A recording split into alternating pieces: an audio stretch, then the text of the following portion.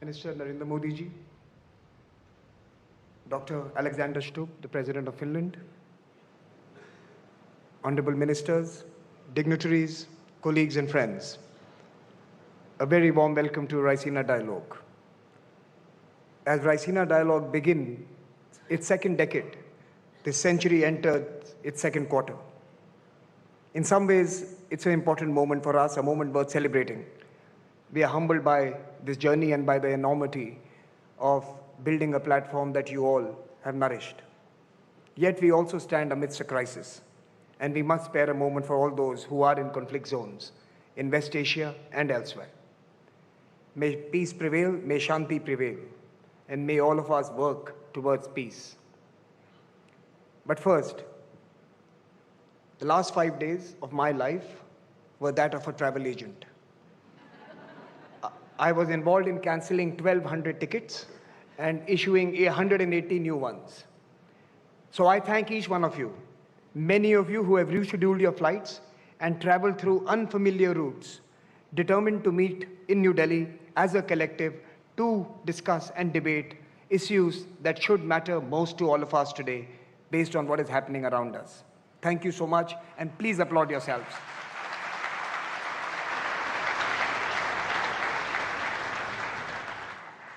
Every year that we have met, the debates that confront us have expanded and taken new forms. But throughout, the Raisina dialogue has remained steadfast in being the proverbial banyan tree, planted firmly in the ground, watching, gently nudging, and persuasively shaping our lives and those around us. The Raisina dialogue has kept faith in its aim of unpacking the present to help shape our future. And with the task comes a commitment to agility and to deepening our engagement with the world in flux. Alongside this flagship annual dialogue in New Delhi, we have Raisina satellite convenings in Australia, Japan, the UAE, and the Mediterranean in Marseille, France.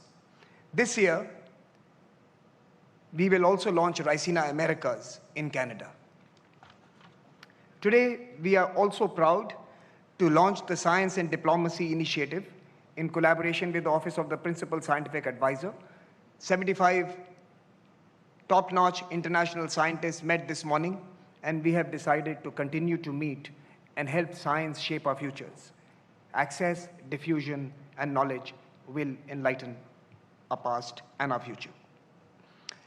To thank the Principal Scientific Advisor for his leadership, I also have to thank the Geneva Science and Diplomacy Anticipator, the Kaitu Center in New Zealand, and many others who are determined to make India once again the hub of knowledge, science, and innovation as 1.5 billion people reach for the stars and the moon. Our long-standing Raisina Young Fellows program has also produced hundreds of global leaders in the past decade. 4 years ago, on the advice of the Prime Minister, we also launched the Raisina Forum for the Future of Diplomacy for early career diplomats. Both these programs have made a seminal contribution to the nurturing of excellence in world affairs and diplomacy. Today, over 2,500 leaders from more than 130 countries have become part of this Raisina Leaders family. And in these difficult times, nearly 200 of them are in this room with us, showing their commitment to the family they have entered into. Indeed, discovering and investing in tomorrow's leaders is central to our work. This year, 250 students from 60 countries are taking part in the dialogue under different programs. In a moment unlike any before, we recall the words of Prime Minister Modi. Strength in a nation does not suddenly emerge. It is built over generation. It is refined through knowledge, tradition, hard work, and experience. Indeed, Prime Minister, we have to invest in generations. Today, nations are manifesting strength in different ways, some through demography, some through geography. We see boldness of intent in some areas. We also see contests for land and leverage around us. We see mutual respect and efforts to be inclusive, and we see the desire for growth and progress. In other words, we see nations asserting their identity, accommodating differences, and advancing through dialogue. Sanskara, the theme of Raisina 2026, captures this perfectly. At this dialogue, we prize honesty. We prize who we are. We will be honest to ourselves and to our aspirations. We will be honest to the partners who impact us, and we will be honest to the civilization we have inherited. This is Sanskara. At this dialogue, we prize our principles while searching for what is possible. Together, we will acknowledge the differences between us and create a path forward that may not be perfect, but will be framed by what our chief guest, the Finnish President Alexander Stubb, articulates as value-based realism. That is also Sanskara, Mr. President. Our goal is to find shared priorities and a common purpose. We will not linger over a damaged world order. Indeed, we will rebuild, repair, and embellish it anew. This has never been more difficult, and yet the stakes have never been higher. And in a sense, this is the responsibility of Sanskara. We must recenter the world to its most pressing aspiration, development. Global shocks, debt crisis, wars and conflict, and financing fatigue have forced on us the cold reality that with less than 5 years remaining to 2030, the SDGs may not be achieved.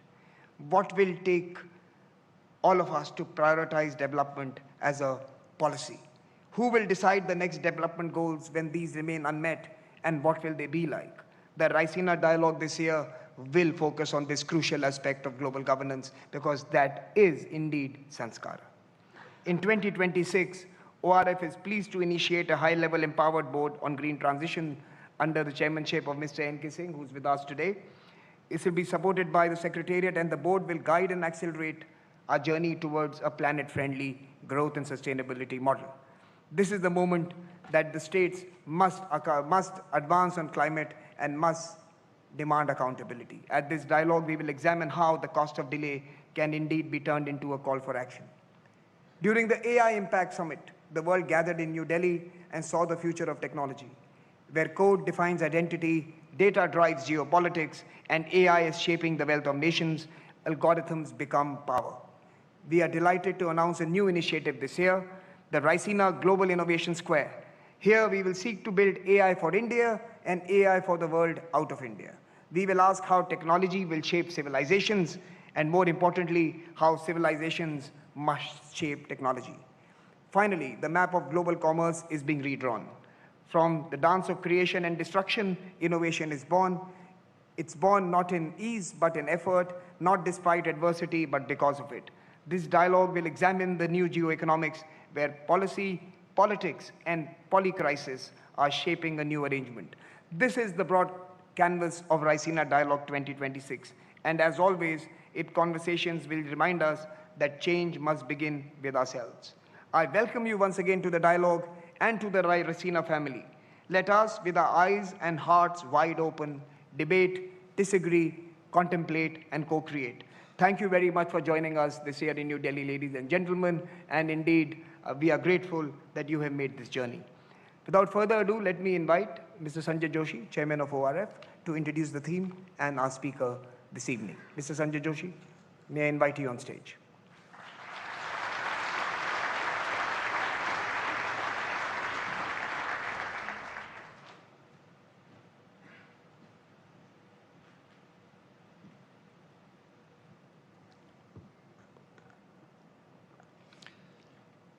Our guest of honor, Excellency Alexander Stubb, President of Finland, Honorable Prime Minister of India, Shri Narendra Modi ji, Honorable External Affairs Minister, Shri Jaishankar, distinguished Excellencies, friends, ladies and gentlemen. We gather Raisina 2026 in an age of assertion.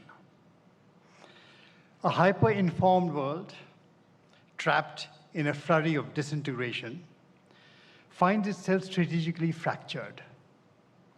Coalitions that seemed foundational a short while ago strain under pressures they were never designed to withstand. An era of pure assertion where an intelligent species, driven, it seems, not by vision, not by strategy, seems goaded by primitive stimulus response mechanisms, action and reaction, erupting from a collective unconscious, deeply mired in grievances inherited from the past. Last Raisina, if you remember, 2025, we had assembled to discuss Kal Chakra, the cycle of time, reminding ourselves that transitions in the world order are never straightforward, never linear, but must be negotiated through contests, through differences between opposites. Each condition, every reality is conditioned by its opposite. Within this dance of opposites, civilizations, through centuries, like rivers, have flowed through cycles of integration and disintegration. Today, as we open the 11th edition of the Raisina Dialogue, we find ourselves in a moment of disintegration. When the question that haunts everyone is, why does an intelligent species, why do strong nations make choices that seem so clearly self-destructive?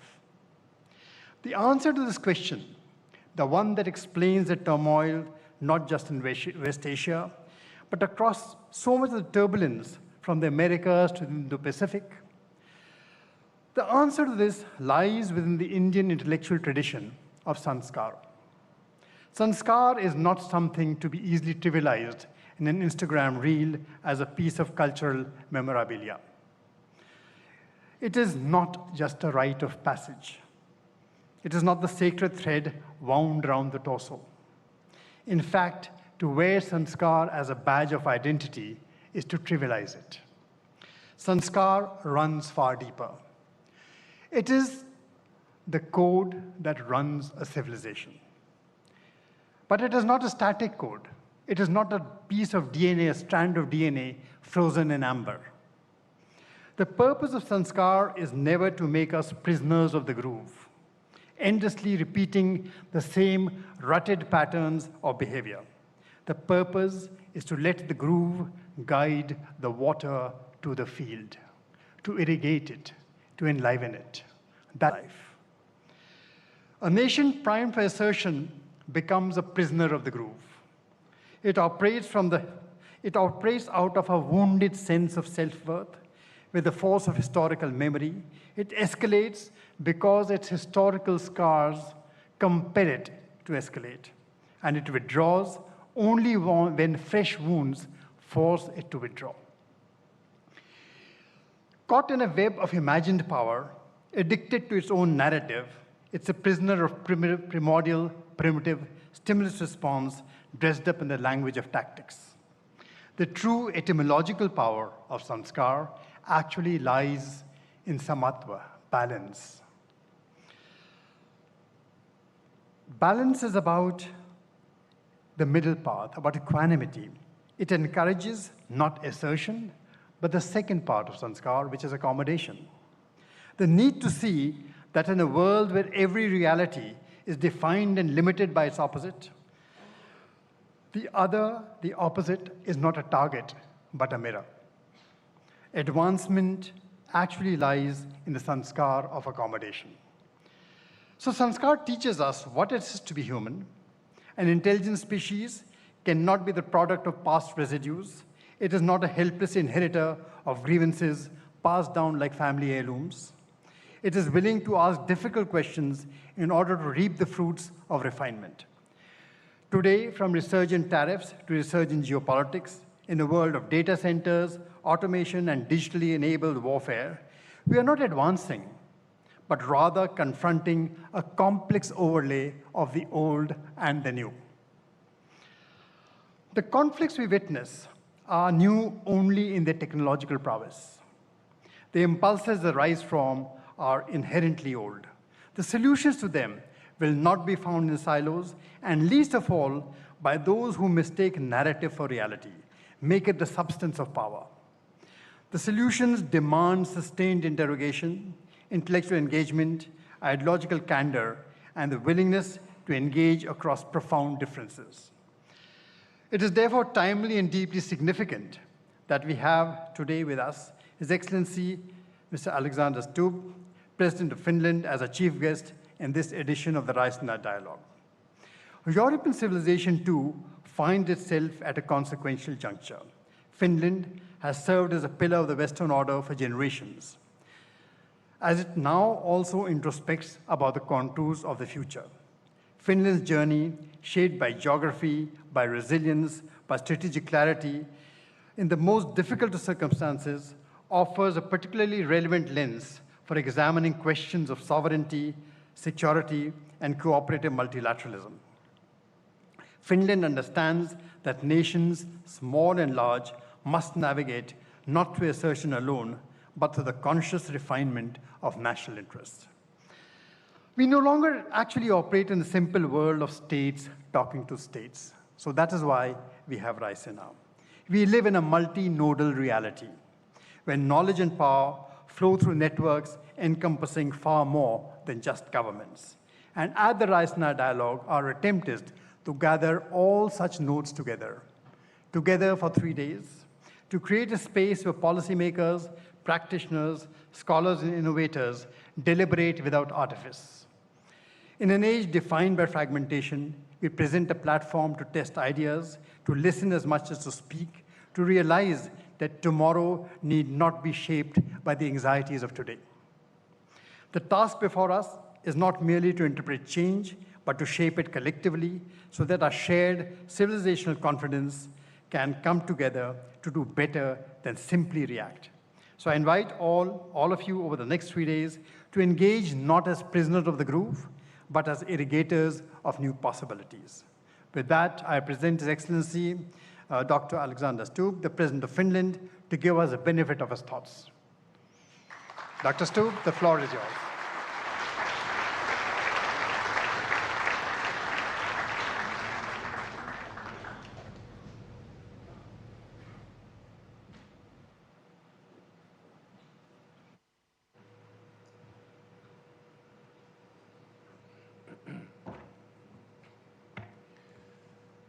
Mr.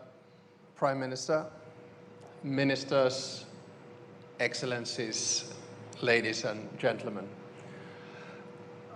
It's a great honor to be here today inaugurating the Raisina dialogue.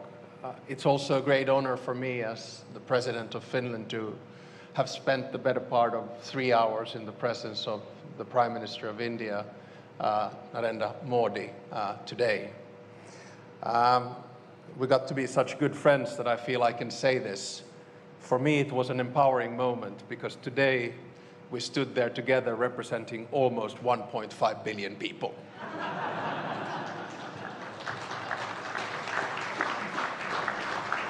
And I'm sorry the speech is going to go only downhill from here. During the past decade, it's been remarkable to see how Raisina has developed into one of the foremost platforms for strategic thinking and global engagement. And I think for that, we should all be thankful to both Minister Jai Shankar and Samir Saran. The fact that you've been able to do this in 11 years and gather such a distinguished group with some flight problems getting here, I think is remarkable. So congratulations for that. Let me take some 20 minutes of your time and begin by the following. I think we human beings make 3 mistakes. The first mistake is that we over-rationalize the past. We think that the world worked in a certain way and juxtapose examples thereof. The second mistake we make is that we over-dramatize the present. And when we do these 2 mistakes, the problem is that we end up underestimating the future. And I'll try to avoid that today, but the problem is that us nerds of international relations, we quite often draw parallels between the past and the present, sometimes to make convincing sounding predictions, and sometimes just to make the case that the world was more orderly and much better in the good old days. At the same time, we get quite het up about things that we see around us, as if the world has never experienced crisis of the scale that we are presently facing.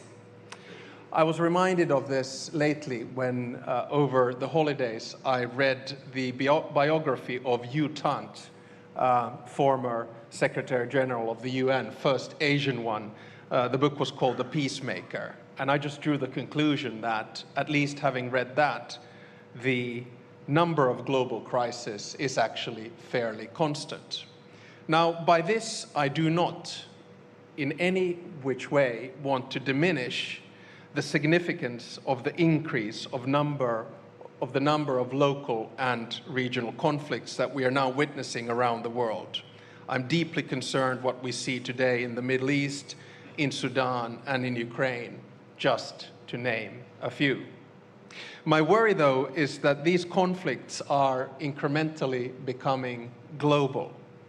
And my aim today is to try to find a pathway back to an international order in which institutions, norms, and rules are respected.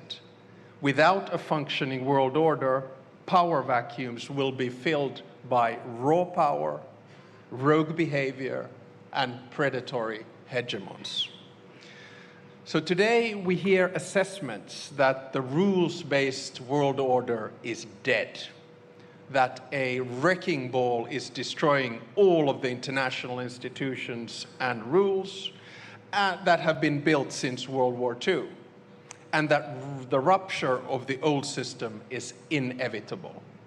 Sure, we're living through a major challenge in world politics. Sure, the old order is being challenged, questioned, and attacked. But I would argue against a binary, everything is lost kind of a view. I think the reality is actually much more complex. I really liked Mark Carney's speech in Davos, and Mark was here on a visit as well a few weeks back. And I sort of want to build on his speech here today. But instead of only describing what is presently wrong of the global order, or disorder as the case might be, or longing back to the good old days, I think we should set our sights on the future. We should strive to provide concrete normative proposals on how to fix the global order and make it work better for all. That is not idealism, but it is motivated by interests and realism. Now, you'll know that we Finns are often described as being cool, calm, and collected. And I see at least 2 former Swedish prime ministers and a former Danish prime minister in the audience, and you can ask them, I'm sure they will agree. Now, when the going gets tough, a Finn goes in the sauna and takes an ice bath. We consider it a good way to clear the mind, take a breather, and try to understand what is going on in the world. And that's what I'll try to do today. Not in the sauna or the ice bath, but here from the podium. I think this goes quite well with the theme of this year's Raisina dialogue, Sanskara, assertion, accommodation, and advancement, just like the chairman just noted. I think we have to sit down during these 3 days, take the world as it is, and make the best out of it in a dignified manner. So today I will kick off the Raisina dialogue by focusing on 2 things. First, I will attempt to identify the problem. So what's wrong with the world order today? And second, I will try to outline a number of possible concrete solutions for the future, which you can then tear apart in your dialogue. In both of these parts, I will reflect on India and what India teaches the world. It's an attempt by someone who's been born and bred into the Western dominated liberal world order to understand how the world is really changing and be open about it. My thesis is very simple. I believe that the global South will decide what the next world order will look like. And India, as a major power, will be a major, or if not the force in deciding whether the world will tilt towards conflictual multipolarity characterized by deals, transactions, and spheres of interest, or whether the world will tilt towards a new cooperative, fair, and representative multilateral world order based on international institutions, rules, and norms. The policy choices that India and other key powers make truly matter in this time of transition. They will set the direction of the future. Let me begin by stating the obvious. The world is changing, much like it did after World War I, World War II, and the Cold War. It'll take a few days to settle, but only two things are sure. One, there are more players who have agency than they were after World War I or World War II, or indeed the Cold War. And number two, the starting point for a new settlement is different from 1918, 1945, and 1989. The global power balance has shifted. The global south has both demography and economy on its side. I mean, here we are in a country which is portraying growth rates of 7%, probably projecting all the way to 2047. And at the same time, it's the biggest democracy in the world. But my argument is that the era of a Western-dominated world is over. That's the disruption. This is obvious, but it will take some time to sink in across the West. Nostalgia can give us lessons, but it rarely provides us with solutions. So I think that it is not with a world that we would wish it to be. So we live in a time of power politics, a time where might seems to make right. Violence has once again become a go-to foreign policy tool used around the world with very little restraint.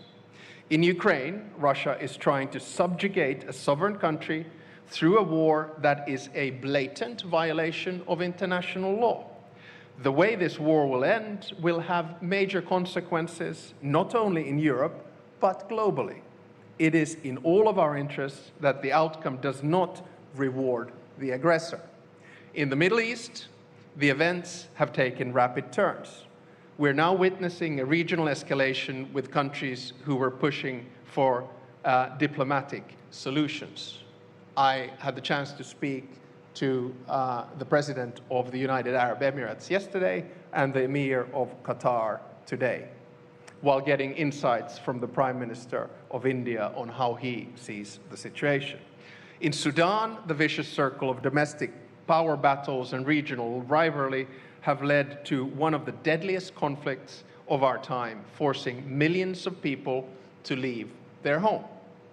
Gone are the days when even to some degree. Now each new day may bring new surprises and challenges to tackle. This is, of course, interesting for us who deal with international relations, but in terms of global stability, it is an ongoing challenge.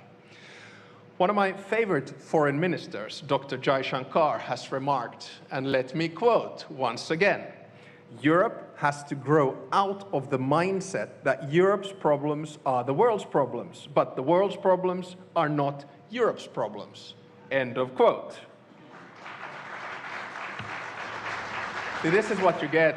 You give speeches and you quote someone else and immediately everyone applauds. I wholeheartedly agree with you, Dr. Jaishankar. What we need to recognize is that all the three wars and conflicts are all of our problems.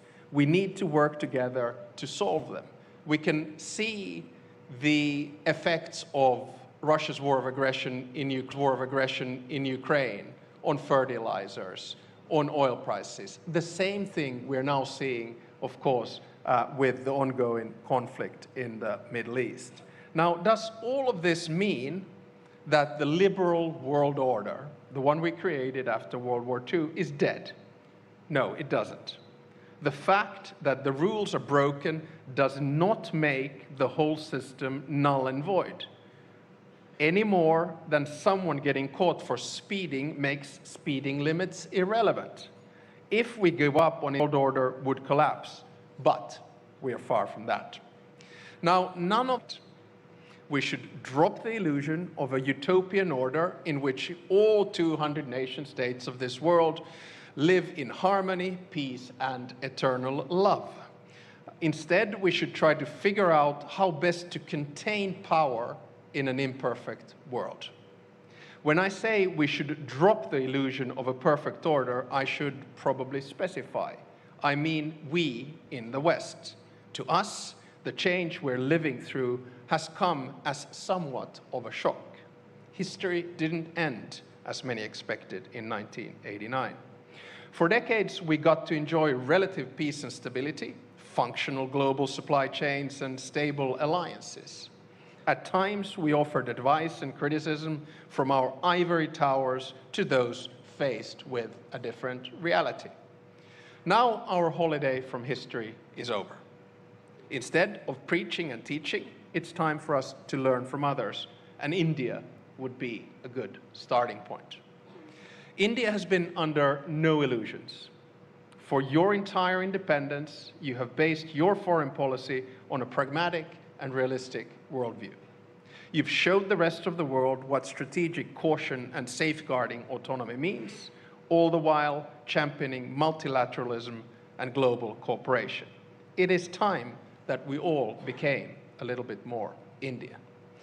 Whether you call it non-alignment or multi-alignment, you've been careful not to rely solely on the goodwill of one partner or bloc.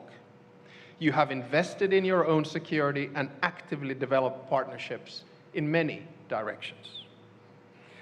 Your approach makes sense. You represent 1/5 of the global population, together with Finland. And you cannot be a mere follower. You have to be an active and independent actor. The Europeans have now also been taught a lesson from India. Passivity is not a strategy. We have to develop our capabilities, avoid harmful dependencies, and strengthen our global partnerships. And we have to continue investing in our alliances. Indeed, for a country like Finland, the collective security that NATO provides is a necessity. The economic clout that the EU projects is a must.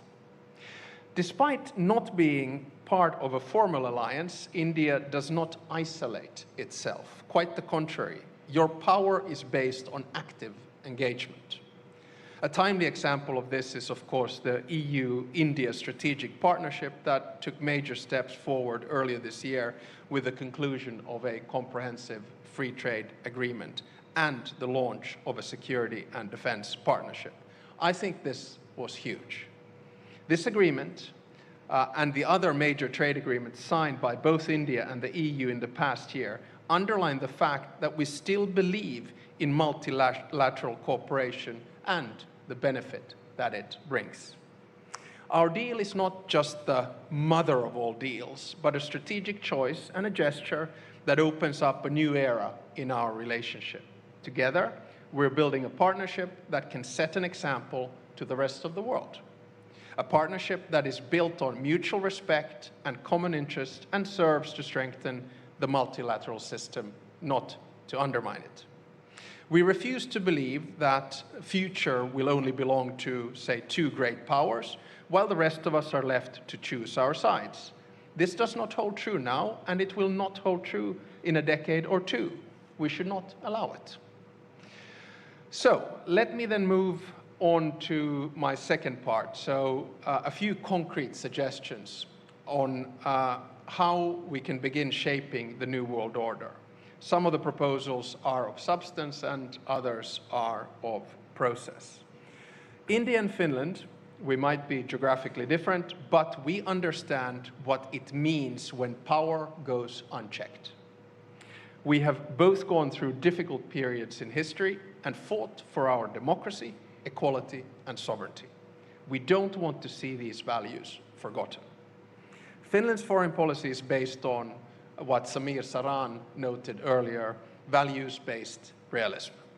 We stand by our values that we consider important and central to us: democracy, equality, justice, human rights, and freedom, just to name a few. At the same time, we are ready to engage in a dialogue and cooperation with countries that do not necessarily share our values. The aim is to find a balance between values and interests in a way that prioritizes principles but recognizes the limits of power and respect the reality of the world's diverse cultures and histories. you cannot solve the world's big problems, such as conflicts, technology, energy, or climate change, just alone. In many ways, India has been applying values-based realism for far longer than we have. Thousands of years ago, Kautilya's Artha Shastra recognized that the international system is competitive and interest-driven. It called for a pragmatic and realistic approach to statecraft. At the same time, the ruler's ultimate duty was to values and ethics guided by the concept of dharma. This marriage of interests, values, and principles is evident in how India works as a constructive founding member of the UN and one of the biggest contributors to global peacekeeping operations. Defending multilateralism is in your DNA.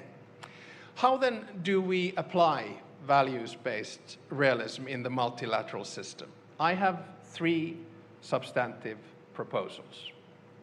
Proposal number one, we need to improve representation.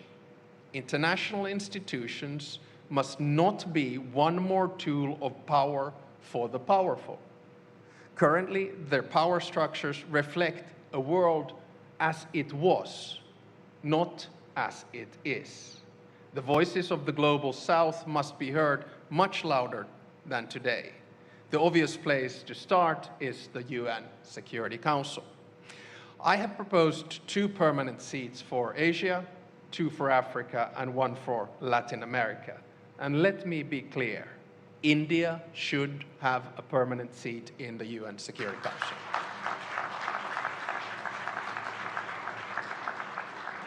Equally, we should reform the Bretton Woods institutions. The countries where the future of the world economy is made should have a bigger say. We also urgently need to reform the WTO to work better for all of us. Currently, the rules-based trade system is not delivering as it should, and trade is being wielded as a geopolitical tool, an instrument of power. In this area, India's leadership is needed. Second, we must create rules and norms that bring stability, but allow for diversity. Technology, especially AI regulation, is a test case. AI is a life-changing technology. It is the first technology that can be seen to have agency on its own. We're creating something new, and we have to make sure that what we create works for all. For that, we need common basic rules and guardrails. But we also need to acknowledge that the different realities around the world, different systems, create very different threats and opportunities. So new technologies should not deepen the digital divide between the developed and the developing world. They should bridge it. And in my mind, India is both a driver and a bridge of AI and technology. This is a field where you showed leadership recently in the AI Impact Summit. I could not agree more with you, Mr. Prime Minister, when you said in your address at the summit that AI will only benefit the world when it is shared. Third, we need to accept local and regional solutions while developing our joint international institutions. These 2 layers, local and global, can live side by side. My point is that for international institutions to survive, we need to strengthen regional integration globally. Mercosur, ASEAN, the African Union, the GCC, and the EU, and many others are examples of organizations which are good at dealing with regional challenges. Regional organizations are at their best when they support the multilateral system and amplify the voices of their members in the international arena. I add that victims of war cannot wait for perfect institutions. We have to push for solutions in an imperfect world. Global phenomena such as climate change, migration, have local impacts. They require solutions. Overall, we need to approach that foreign policy in what I call dignified foreign policy. We have to create an atmosphere of dialogue and engage with each other on an equal footing with respect. By reforming the multilateral system to better reflect the realities of today, we have a chance to save it. At the same time, we have to hold on to the core principles of the system as it was built. Those principles are enshrined in the UN Charter: prohibition of the use of force and respect for sovereignty and international law. And this applies to each and every one of the 193 members of the United Nations. So to finish, let me make a procedural proposal on how to try to get things back on track. The foundations of the United Nations were built in San Francisco, much like the framework for our global financial system was built in Bretton Woods. I think what the world needs now is a new San Francisco moment. A moment where world leaders come together in the spirit of cooperation to think long and hard how to reform the international institutions that have served us since World War II. We need to rebalance the world order. We need to agree on the principles on which we can find common solutions to common problems. And if I may, my procedural proposal is that we should have a new Delhi moment. In other words, that India gathers world leaders here in Delhi and begins the process of looking what happens after wars. So in conclusion, it is in our interest to make the international system more inclusive and fairer while maintaining its core values and principles. The division of power is a political reality. Some have more, others less. How one uses power is a political choice. We can choose multipolar, opportunistic competition, or we can choose mutually beneficial, multilateral cooperation. Now, us Finns, we are known for 8 years running as the happiest people in the world. Although I have to say that one would not necessarily draw that conclusion from a Monday morning tram ride in Helsinki in November, but statistics tells us that we're happy. Now, Indians, on the contrary, are smiling people. And you're constantly topping one very important statistic, the one that measures optimism. Most Indians believe that tomorrow will be better than today. So let's combine Finnish happiness and Indian optimism in constructing a fairer and a more stable new world order. Together, we're stronger. Thank you very much.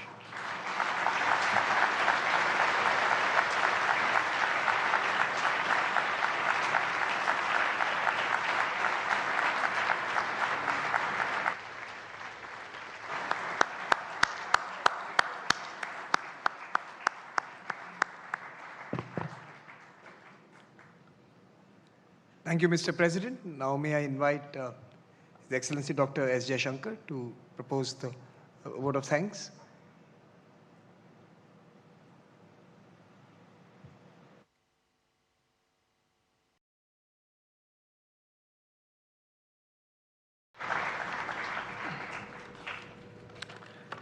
Namaskar and a very good evening to all of you. It is my privilege to once again deliver the vote of thanks at the inauguration of this Raisina dialogue. That we are in turbulent times was a reality already recognized, but that it could be intense enough to even impact participation here says a lot. Let me begin by thanking President Alexander Stubb, our chief guest this year. We have just heard his insightful, I'd say, happy and optimistic analysis of the global situation at a particularly complex time. That has certainly set the tone for further deliberations. In his well-established incarnation as an author. We will also have the pleasure of hearing him again tomorrow, specifically, I hope, on value-based realism. To Prime Minister Narendra Modi ji, I would like to say that your presence, as always, continues to serve as an inspiration. Events of the last year, including ongoing developments, only validates your belief that Indians must continue to develop a sharp global awareness and the world an equally relevant India awareness. And we must constantly update both. To the organizers of the dialogue, the speakers, the young fellows, and the attendees, you are what separates this event from all others. The openness, diversity, energy, and I would say even the atmosphere that characterizes Raisina is truly unique. Ladies and gentlemen, our discussions over the next few days will be about new capabilities, military, economic, energy, human resources, and above all, technology. AI particularly awaits us. It will also be about two new mindsets: the greater propensity to take risks, equally the growing resolve to de-risk and diversify. And three, it would be, not least, about habits and assumptions, where they still apply and where we need to get over them. With that in mind, let us collectively assert, accommodate, and advance. I wish you all a very, very productive dialogue, and thank you for joining us this evening.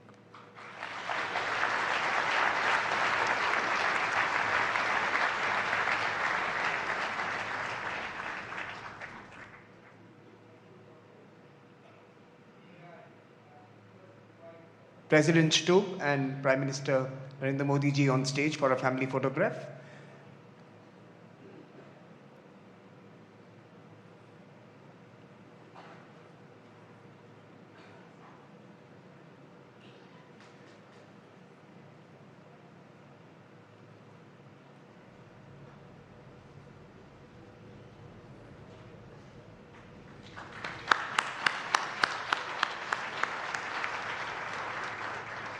The dignitaries will exit the room. May I request you all to remain seated as they leave the hall.